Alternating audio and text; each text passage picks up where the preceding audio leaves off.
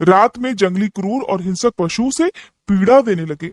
फिर भी उसने किसी तरह उनसे बचने के लिए बड़ा प्रयास किया, किंतु बहुत प्रयास करने के बाद भी जंगल के हिंसक पशुओं ने उसे खा लिया।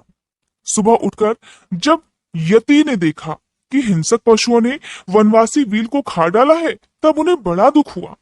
सन्यासी को दुखी देख भीलनी दुख से व्याकुल होने पर भी धैर्य पूर्वक अपने दुख को दबाकर ऐसे बोली, स्वामी जी, आप दुखी किस लिए हो रहे हैं? इन भील राज का तो इस समय कल्याण ही हुआ। ये तो धन्य और कृतार्थ हो गए जो इन्हें ऐसी मृत्यु प्राप्त हुई। मैं चिता की आग में जलकर इनका अनुसरण करूंगी। आप प्रसन्नता पूर्वक मेरे लिए एक चिता तैयार कर दीजिए, क्योंकि अपने पति का अनुसरण करना हर पत्नी के लिए सनातन धर्म है। उसकी बात सुनकर सन्यासी जी ने स्वयं चिता तैयार की और भीलनी ने अपने धर्म के अनुसार उसमें प्रवेश कर लिया। उसी समय भगवान शंकर अपने साक्षात स्वरूप से उसके सामने प्रकट हो गए और उसकी प्रशंसा करते हुए बोले, तुम धन्य हो, धन्य हो। मैं तुमसे बहुत प्रसन्न हूं। तुम इच्छानुसार वर मांगो, तुम्हारे लिए मुझे कुछ भी अदेय नहीं है। भगवान शंकर का ये परमानंद दायक वचन सुनकर भीलनी को बड़ा सुख मिला। वो तो ऐसी विभोर हो गई कि उसे किसी बात की सुध ही नहीं रही। उसकी उस अवस्था को लक्ष्य करके भगवान शंकर और भी प्रसन्न हुए और उसके ना मांगने पर भी उसे वरदान देते हुए बोले, मेरा ये जो यति रूप है ये भावी जन्म में हंस रूप से प्रकट होगा और प्रसन्नता पूर्वक तुम दोनों का परस्पर संयोग कराएगा। ये भील निषद देश की उत्तम राजधानी में राजा वीरसेन का श्रेष्ठ पुत्र होगा। उस समय नल के नाम से इसकी ख्याति होगी और तुम विदर्भ नगर में भीमराज की पुत्री दमयंती होगी। तुम दोनों मिलकर राजभोग भोगने के बाद वह मोक्ष को प्राप्त करोगे, जो बड़े बड़े योगीश्वरों के लिए भी बड़ा दुर्लभ होता है। नंदीश्वर कहते हैं, मुने, ऐसा कहकर भगवान शिव उस समय लिंग रूप में स्थित हो गए। वह भील अपने धर्म से विचलित नहीं हुआ था, इसलिए उसी के नाम पर उस लिंग को अचलेश संज्ञा दी गई। दूसरे जन्म में वह आहुक नामक भील निषाद नगर में वीरसेन का पुत्र होकर महाराज नल के नाम से विख्यात हुआ और आहुका नाम की भीलनी विदर्भ नगर में राजा भीम की पुत्री दमयंती हुई और वे यतिनाथ शिव वहां हंस रूप में प्रकट हुए। उन्होंने दमयंती का विवाह नल के साथ कराया। पूर्व जन्म के सत्कार जनित पुण्य से प्रसन्न होकर भगवान शिव ने हंस का रूप धारण कर उन दोनों को सुख दिया। हंसावतारधारी भगवान शिव तरह तरह की बातें और संदेश पहुंचाने में बड़ी कुशल थे। वे नल और दमयंती दोनों के लिए बड़े परमानंददायक हुए। अब सुनिए भगवान शिव के कृष्ण दर्शन नामक अवतार की कथा, जो कि बहुत रोचक है। नंदीश्वर कहते हैं, हे सनत कुमार जी, भगवान शंभु के एक उत्तम अवतार का नाम कृष्ण दर्शन है, जिसने राजा नभग को ज्ञान प्रदान किया था। मैं उसका वर्णन करता हूँ, सुनो। श्राद्ध देव नामक मनु के जो इक्ष्वाकु आदि पुत्र थे, उनमें नवे का नाम था नभग, जिनका पुत्र नभाग नाम से प्रसिद्ध हुआ। नभाग के ही पुत्र अम्बरीश हुए, जो भगवान विष्णु के परम भक्त थे और जिनकी ब्राह्मण भक्ति देखकर उनके ऊपर महर्षि दुर्वासा अत्यंत प्रसन्न हुए थे। मुने, अम्बरीश के पितामह जो नभग कहे गए हैं, उनके चरित्र का वर्णन सुनो। उन्हीं को भगवान शिव ने ज्ञान प्रदान किया था। मनुपुत्र नभग बड़े बुद्धिमान थे। उन्होंने विद्या अध्ययन के लिए बड़े लंबे समय तक इंद्रिय संयम पूर्वक गुरुकुल में निवास किया। इसी बीच में इक्ष्वाकु आदि भाइयों ने नभग के लिए कोई भाग न देकर पिता की संपत्ति आपस में ही बांट ली और अपना अपना भाग लेकर वे उत्तम रीति से अपने राज्य का पालन करने लगे। उन सब ने पिता की आज्ञा से ही धन का बंटवारा किया था। कुछ समय के बाद ब्रह्मचारी नभग गुरुकुल से सांगोपांग वेदों का अध्ययन करके वहां आए। उन्होंने देखा सभी भाई तो अपनी संपत्ति का बंटवारा करके अपना अपना भाग ले चुके हैं। तब उन्होंने भी बड़े स्नेह से दाएं भाग पाने की इच्छा रखकर अपने इक्ष्वाकु आदि बंधुओं से कहा, भाइयों, मेरे लिए भाग दिए बिना ही आप लोगों ने आपस में सारी संपत्ति का बंटवारा कर लिया, इसलिए अब प्रसन्नता पूर्वक मुझे भी मेरा हिस्सा दे दीजिए। मैं अपना हिस्सा लेने के लिए यहाँ आया हूँ। भाई बोले, जब संपत्ति का बंटवारा हो रहा था उस समय हम तुम्हारे लिए भाग देना भूल गए थे। अब इस समय पिताजी को ही तुम्हारे हिस्से में दे देते हैं, तुम उन्हीं को ले लो, इसमें कोई संशय नहीं। भाइयों का ये वचन सुनकर नभक को बड़ा विस्मय हुआ। वे पिता के पास जाकर बोले, तात, मैं तो विद्याध्ययन के लिए गुरुकुल में गया था और वहां अब तक ब्रह्मचारी ही रहा हूं। इसी बीच में भाइयों ने मुझे छोड़कर आपस में धन का बंटवारा कर लिया। वहां से लौटकर जब मैंने अपने हिस्से के बारे में उनसे पूछा है तो उन्होंने आपको मेरा हिस्सा बता दिया। इसलिए अब मैं आपकी सेवा में आया हूँ। नभग की वह बात सुनकर पिता को बड़ा विस्मय हुआ। श्राद्ध देव ने अपने पुत्र को आश्वासन देते हुए कहा कि बेटा, भाइयों की उस बात पर विश्वास मत करो। ऐसी बात तो उन्होंने तुम्हें ठगने के लिए कही है। मैं तुम्हारे लिए भोग साधक उत्तम दाय नहीं बन सकता। फिर भी उन वंचकों ने अगर मुझे ही दाय के रूप में तुम्हें दिया है तो मैं तुम्हारी जीविका का एक उपाय बताता हूँ, सुनो। इन दिनों उत्तम बुद्धि वाले आंगिर सगोत्रीय ब्राह्मण एक बहुत बड़ा यज्ञ कर रहे हैं। उस कर्म में प्रत्येक छठे दिन का कार्य वे ठीक ठीक नहीं समझ पाते, उसमें उनसे भूल हो जाती है। तुम वहां जाओ और उन ब्राह्मणों को विश्व देव संबंधी 2 सूक्त बतला दिया करो। इससे वह यज्ञ शुद्ध रूप से संपादित हो जाएगा। वह यज्ञ समाप्त होने पर वे ब्राह्मण जब स्वर्ग को जाने लगेंगे, उस समय संतुष्ट होकर अपने यज्ञ से बचा हुआ सारा धन वह तुम्हें दे देंगे। पिताजी की ये बात सुनकर सत्यवादी नभक बड़ी प्रसन्नता के साथ उस उत्तम यज्ञ में गए। मुनि, वहां छठे दिन के कर्म में बुद्धिमान मनुपुत्र ने वैश्वदेव संबंधी दोनों सूक्तों का स्पष्ट रूप से उच्चारण किया। यज्ञ कर्म समाप्त होने पर वे आंगिरस ब्राह्मण यज्ञ से बचा हुआ अपना अपना धन नभक को देकर स्वर्गलोक को चले गए। उस यज्ञशिष्ट धन को जब वे ग्रहण करने लगे, उस समय सुंदर लीला करने वाले भगवान शिव तत्काल वहां प्रकट हो गए। उनके सारे अंग बड़े सुंदर थे, परंतु नेत्र काले थे।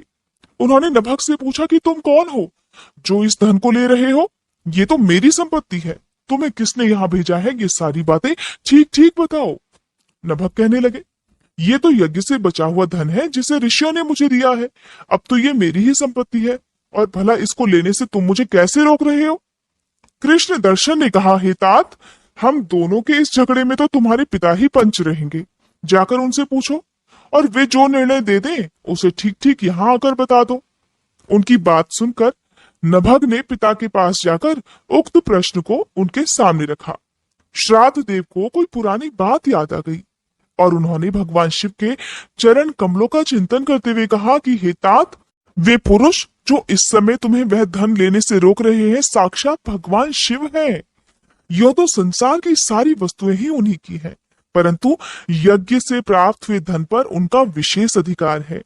यज्ञ करने से जो धन बच जाता है उसे भगवान रुद्र का भाग निश्चित किया जाता है। इसलिए यज्ञावशिष्ट सारी वस्तु ग्रहण करने के अधिकारी सर्वेश्वर महादेव जी ही हैं। उनकी इच्छा से ही दूसरे लोग उस वस्तु को ले सकते हैं।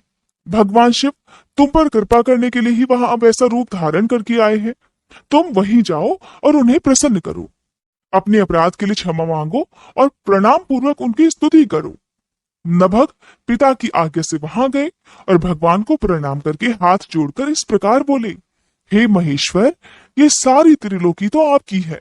फिर यज्ञ से बचे हुए धन के लिए तो कहना ही क्या है, निश्चय ही इस पर भी आपका अधिकार है और यही मेरे पिता ने निर्णय किया है। नाथ, मैंने यथार्थ बात न जानने के कारण भ्रमवश जो कुछ भी कह दिया है, मेरे उस अपराध को क्षमा कर दीजिए। मैं आपके चरणों में मस्तक रखकर ये प्रार्थना करता हूँ कि आप मुझ पर प्रसन्न हो जाइए। ऐसा कहकर नभ ने अत्यंत दीनतापूर्ण हृदय से दोनों हाथ जोड़कर महेश्वर कृष्ण दर्शन का स्तवन किया। उधर श्राद्ध देव ने भी अपने अपराध के लिए क्षमा मांगते हुए भगवान शिव की स्तुति की। फिर भगवान रुद्र ने मन ही मन प्रसन्न होकर नभग को कृपा दृष्टि से देखा और मुस्कुराते हुए कहा, नभग, तुम्हारे पिता ने धर्मानुकूल जो भी बातें कही हैं वो ठीक ही हैं। तुमने भी साधु स्वभाव के कारण सत्य ही कहा है, इसलिए मैं तुम पर बहुत प्रसन्न हूँ और कृपा पूर्वक तुम्हें सनातन ब्रह्म तत्व का ज्ञान प्रदान करता हूँ। इस समय ये सारा धन मैंने तुम्हें दे दिया, अब तुम इसे ग्रहण करो। इस लोक में निर्विकार रहकर सुख भोगो। अंत में मेरी कृपा से तुम्हें सद्गति प्राप्त हो जाएगी। ऐसा कहकर भगवान रुद्र सबके देखते देखते वहीं अंतर ध्यान हो गए। साथ ही श्राद्ध देव भी अपने पुत्र नभग के साथ अपने स्थान को लौट आए। इस लोक में विपुल भोगों का उपभोग करके अंत में वे भगवान शिव के धाम में चले गए। हे ब्राह्मण, इस प्रकार तुमसे मैंने भगवान शिव के कृष्ण दर्शन नामक अवतार का वर्णन किया। जो भी इस आख्यान को पढ़ता और सुनता है उसे संपूर्ण मनोवांछित फल प्राप्त हो जाते हैं। अब सुनिए भगवान शिव के अवधूतेश्वर अवतार की कथा और उसकी महिमा का वर्णन। नंदीश्वर कहते हैं, हे सनत कुमार जी, अब तुम परमेश्वर शिव के अवधूतेश्वर नामक अवतार का वर्णन भी सुनो, जिसने इंद्र के घमंड को चूर चूर कर दिया था। पहले की बात है, इंद्र संपूर्ण देवताओं तथा बृहस्पति जी को साथ लेकर भगवान शिव का दर्शन करने के लिए कैलाश पर्वत पर गए। उस समय बृहस्पति और इंद्र के शुभागमन की बात जानकर भगवान शंकर उन दोनों की परीक्षा लेने के लिए अवधूत बन गए। उनके शरीर पर कोई वस्त्र नहीं था। वे प्रज्वलित अग्नि के समान तेजस्वी होने के कारण महाभयंकर जान पड़ रही थी। उनकी आकृति बड़ी सुंदर दिखाई देती थी। वे राह रोककर बीच में खड़े हो गए। बृहस्पति और इंद्र ने शिव जी के पास जाते समय देखा कि एक अद्भुत शरीरधारी पुरुष रास्ते के बीचों बीच खड़ा है। इंद्र को अपने अधिकार पर बड़ा गर्व था, इसलिए वो ये नहीं जान सके कि ये तो साक्षात भगवान शंकर हैं। उन्होंने मार्ग में खड़े हुए पुरुष से पूछा, तुम कौन हो? इस नग्न अवधूत वेश में कहां से आए हो? तुम्हारा नाम क्या है? सब बातें ठीक ठीक बताओ, देर मत करो। भगवान शिव अपनी जगह पर है या इस समय कहीं और गए हुए हैं? मैं देवताओं तथा गुरु जी के साथ उन्हीं के दर्शन करने के लिए जा रहा हूँ। देवराज इंद्र के बार बार पूछने पर भी महान कौतुक करने वाले अहंकारी महायोगी त्रिलोकीनाथ शिव कुछ नहीं बोले, मौन ही रहे। तब अपने ऐश्वर्य का घमंड रखने वाले देवराज इंद्र ने रोष में आकर उन जटाधारी पुरुष को फटकार लगाई और इस प्रकार कहने लगे, अरे मूर्ख, दुर्मते, तू बार बार पूछने पर भी उत्तर नहीं देता, इसलिए मैं तुझे वज्र से मारता हूं, देखूं कौन तेरी रक्षा करता है। ऐसा कहकर उस दिगंबर पुरुष की ओर क्रोध पूर्वक देखते हुए इंद्र ने उसे मार डालने के लिए अपना वज्र उठा लिया। ये देख भगवान शंकर ने शीघ्र ही उस वज्र का स्तंभन कर दिया, अर्थात उस वज्र को स्थिर कर दिया, जिस कारण इंद्र की बाह अकड़ गई, इसलिए वे वज्र का प्रहार ही नहीं कर सके।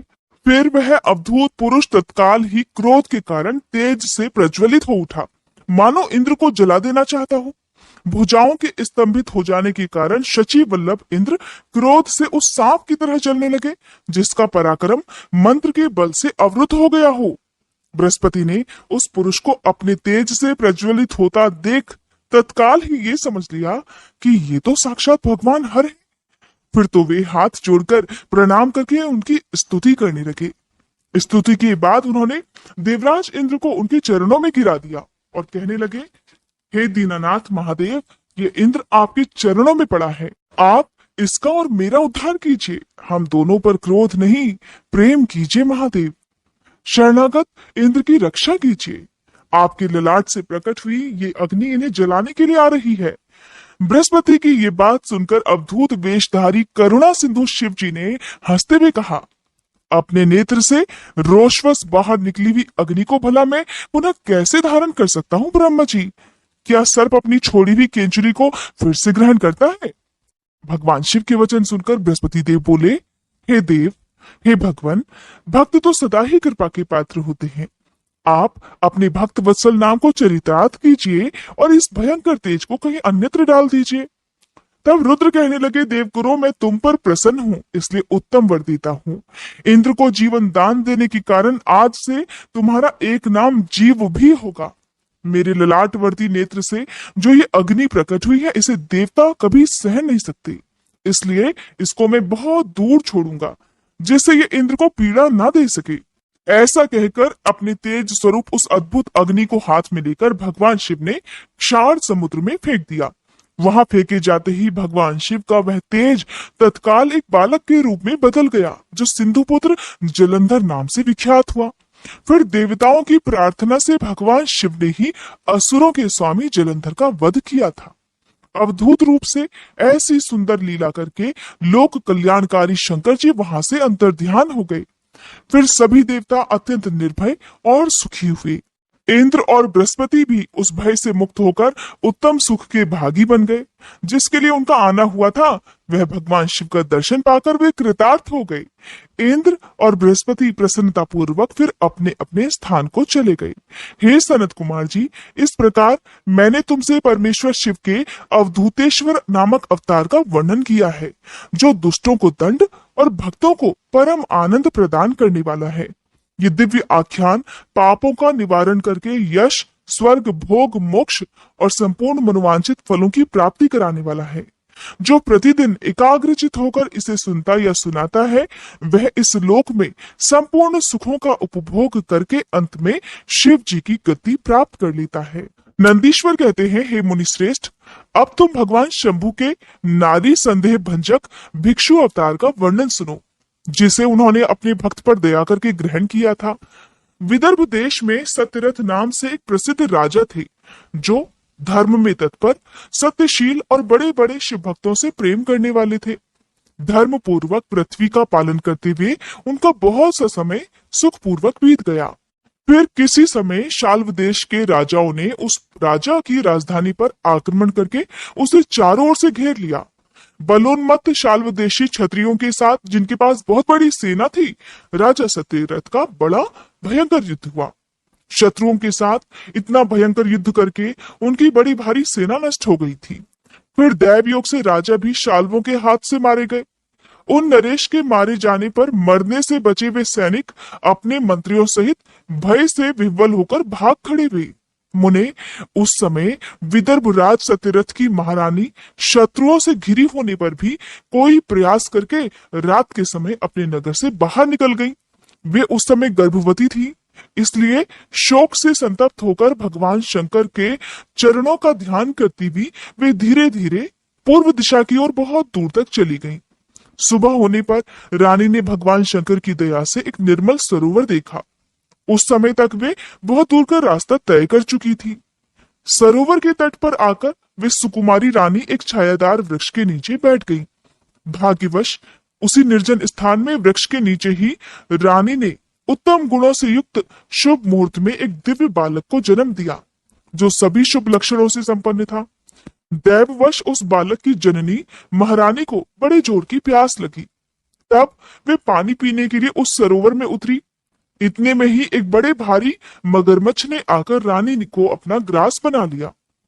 वह बालक तो पैदा होते ही माता पिता से हीन हो गया, अनाथ हो गया और भूख प्यास से पीड़ित होकर उस तालाब के किनारे पड़ा हुआ जोर जोर से रोने लगा। इतने में ही उस पर कृपा करके भगवान महेश्वर वहां आ गए और उस शिशु की रक्षा करने लगे। भगवान की ही प्रेरणा से एक ब्राह्मणी अचानक वहां आ गई। वो विधवा थी। घर घर भीख मांगकर वो अपना जीवन निर्वाह किया करती थी और अपने 1 वर्ष के बालक को गोद में लिए हुए उस तालाब के तट पर वो पहुंची थी। उसने एक अनाथ शिशु को रोते हुए वहां देखा। निर्जन वन में उस बालक को देखकर ब्राह्मणी को बड़ी हैरानी हुई। वो मन ही मन विचार करने लगी, अहो, ये मुझे इस समय बड़े आश्चर्य की बात दिखाई देती है कि ये नवजात शिशु, जिसके नाल भी अभी तक नहीं कटी है, इस तरह धरती पर पड़ा हुआ है। इसकी माँ भी आसपास नहीं दिखाई देती। पिता आदि कोई दूसरा सहायक भी यहाँ नहीं दिखाई देते। क्या कारण हो सकता है? न जाने ये किसका पुत्र है। इसे यहाँ जानने वाला भी कोई नहीं है जिससे इसके जन्म के विषय में मैं पूछ सकूं। इसे देखकर तो मेरे हृदय में करुणा उत्पन्न हो गई है। मैं इस बालक का अपने और इस पुत्र की तरह पालन पोषण करना चाहती हूँ, परंतु इसके कुल और जन्म आदि का ज्ञान न होने के कारण इसे छूने का साहस भी मुझे नहीं हो पा रहा। वह ब्राह्मणी जब इस प्रकार विचार कर रही थी कि उसी समय भक्त वत्सल भगवान शंकर ने बड़ी कृपा की। बड़ी बड़ी लीलाएं करने वाले महेश्वर एक सन्यासी का रूप धारण करके सहसा वहां आ पहुंचे, जहां ब्राह्मणी उस समय संदेह में पड़ी हुई थी और सत्य बात को जानना चाहती थी। श्रेष्ठ भिक्षुक का रूप धारण करके आए हुए करुणा निधान शिव जी ने उससे हंसकर कहा, ब्राह्मणी, अपने चित्त में संदेह और खेद को स्थान मत दो। ये बालक तो परम पवित्र है। तुम इसे अपना ही पुत्र समझो और प्रेम पूर्वक इसका पालन करो। ब्राह्मणी बोली, प्रभु, आप मेरे भाग्य से ही यहाँ पधारे हैं। इसमें संदेह नहीं कि मैं आपकी आज्ञा से इस बालक का अपने पुत्र की तरह ही पालन पोषण करूंगी। फिर भी मैं विशेष रूप से ये जानना चाहती हूँ कि वास्तव में ये है कौन, किसका पुत्र है, और आप कौन है जो इस समय यहाँ पधारे हैं? हे भिक्षुवर, मेरे मन में बार बार ये बात आती है कि आप करुणा सिंधु शिव ही हैं, और ये बालक पूर्व जन्म में आपका भक्त भी रहा है। किसी कर्म दोष से शायद ये दुरावस्था में पड़ गया है। इसे भोग कर ये पुनः आपकी कृपा से परम कल्याण का भागी होगा। मैं भी आपकी माया से मोहित होकर ही शायद यहाँ मार्ग भूल कर आ गई हूँ। आपने ही इसके पालन के लिए मुझे यहाँ भेजा होगा।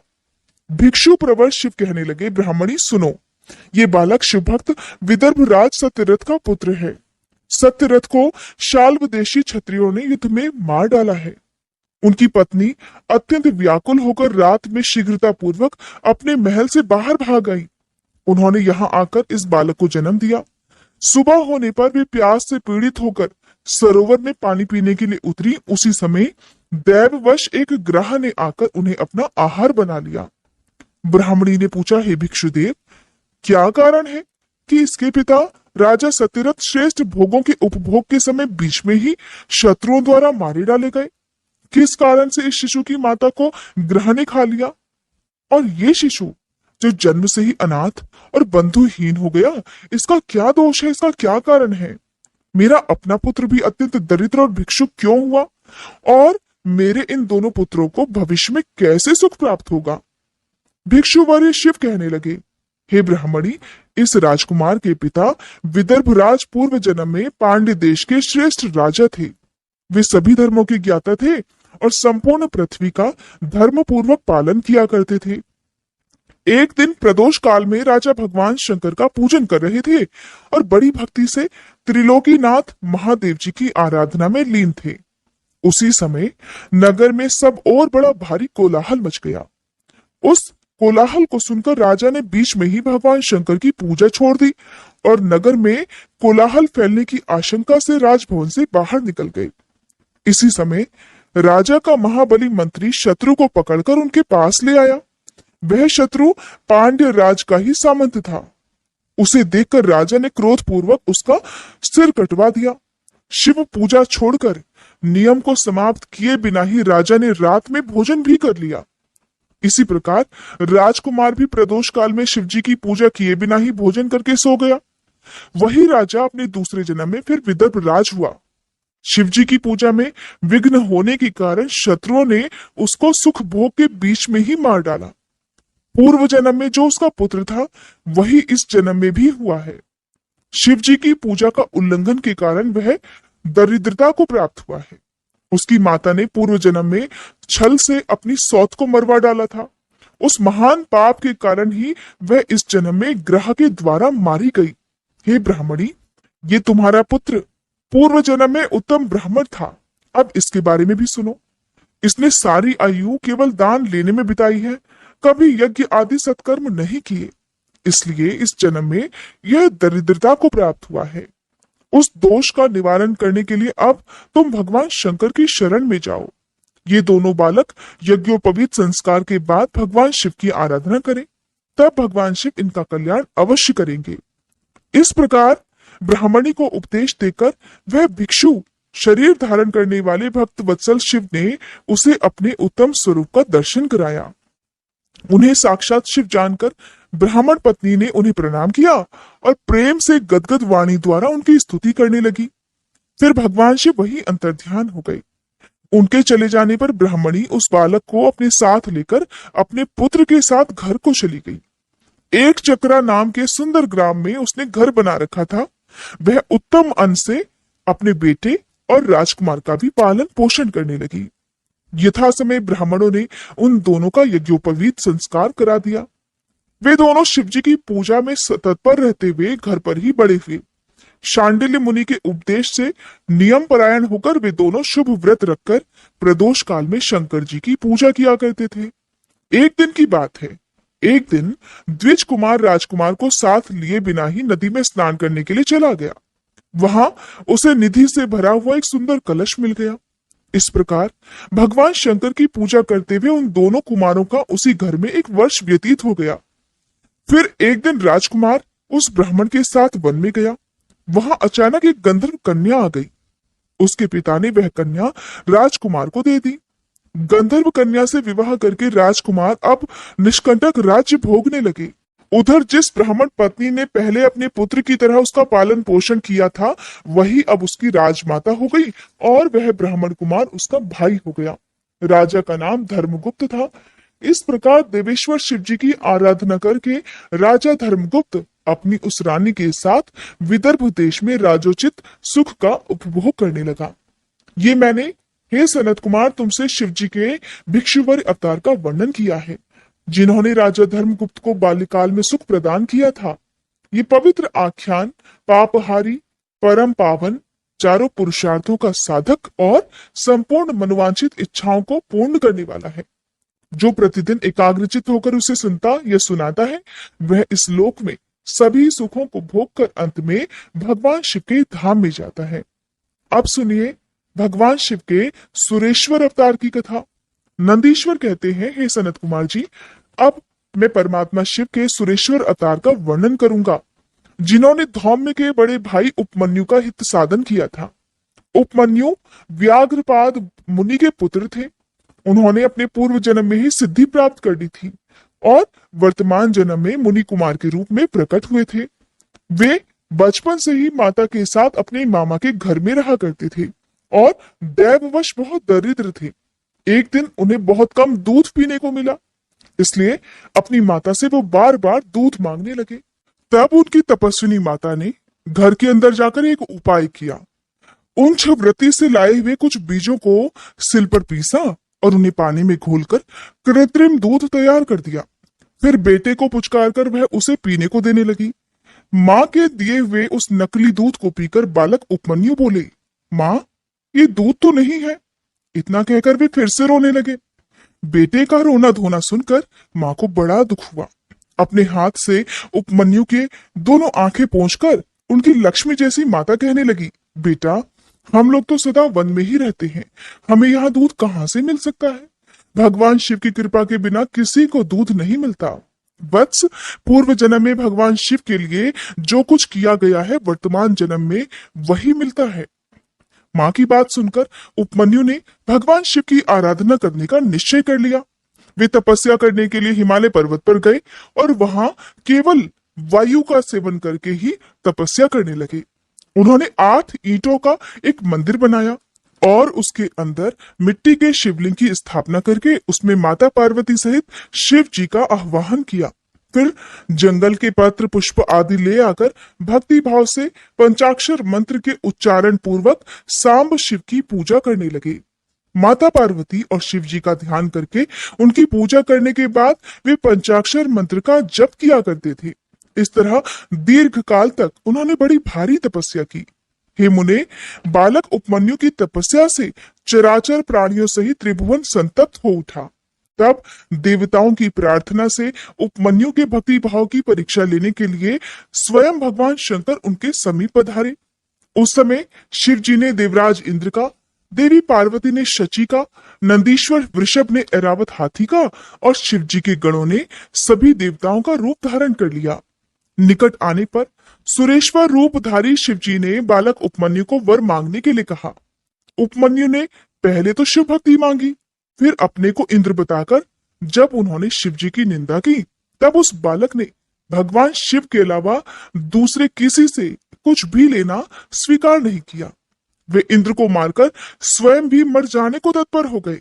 उन्होंने जो अघोरास्त्र चलाया उसे नंदी ने पकड़ लिया और उन्होंने अपने को जलाने के लिए जो अग्नि की धारणा की उसे भगवान शिव ने शांत कर दिया। फिर वे सब के सब अपने यथार्थ स्वरूप में प्रकट हो गए। शिव जी ने उपमन्यु को अपना पुत्र माना और उनका मस्तक सूंघकर कहा, वत्स, मैं तुम्हारा पिता और ये पार्वती देवी तुम्हारी माता हैं। तुम्हें आज से सनातन कुमार तत्व प्राप्त होगा। मैं तुम्हारे लिए दूध, दही और मधु के सहस्त्रों समुद्र देता हूँ। भक्ष्य भोज्य आदि पदार्थों के भी समुद्र तुम्हारे लिए सुलभ हो जाएंगे। मैं तुम्हें अमृतत्व और अपने गणों का आधिपत्य प्रदान करता हूँ। ऐसा कहकर शंभु ने उपमन्यु को बहुत से दिव्य वर दिए। पाशुपत व्रत, पाशुपत ज्ञान तथा व्रत योग का उपदेश भी किया, प्रवचन की शक्ति दी और अपना परम पद भी अर्पित कर दिया। फिर दोनों हाथों से उपमन्यु को अपने हृदय से लगाकर उनका मस्तक सूंघा और देवी पार्वती को सौंपते हुए कहने लगे, देवी ये तुम्हारा बेटा है। पार्वती जी ने भी बड़े प्यार से उनके मस्तक पर अपना कर कमल रखा और उन्हें अक्षय कुमार पद प्रदान कर दिया। शिवजी ने संतुष्ट होकर उनके लिए पिंडीभूत और अविनाशी साकार क्षीर सागर प्रस्तुत कर दिया। साथ ही योग संबंधी ऐश्वर्य, नित्य संतोष, अक्षय ब्रह्म विद्या और उत्तम समृद्धि भी प्रदान की। उनके कुल और गोत्र के अक्षय होने का वरदान भी उन्हें दिया और ये भी कहा कि मैं अब तुम्हारे इस आश्रम पर नित्य निवास करूंगा। ऐसा कहकर भगवान शिव वही अंतर्ध्यान हो गए। उपमन्यु वर पाकर प्रसन्नता पूर्वक घर आए। उन्होंने अपनी माता से सारी बातें बताई, जिसे सुनकर माता को बड़ा हर्ष हुआ। उपमन्यु इसके बाद सभी के पूजनीय और सबसे अधिक सुखी हो गए। तात, इस प्रकार मैंने तुमसे परमेश्वर शिव के सुरेश्वर अवतार का वर्णन किया है। ये अवतार सत्पुरुषों को सदा ही सुख देने वाला है। सुरेश्वर अवतार की ये कथा पापों को दूर करने वाली और संपूर्ण मनोवांछित फलों को देने वाली है। जो इसे भक्ति पूर्वक सुनता या सुनाता है, वह संपूर्ण सुखों को भोगकर अंत में भगवान शिव को प्राप्त हो जाता है।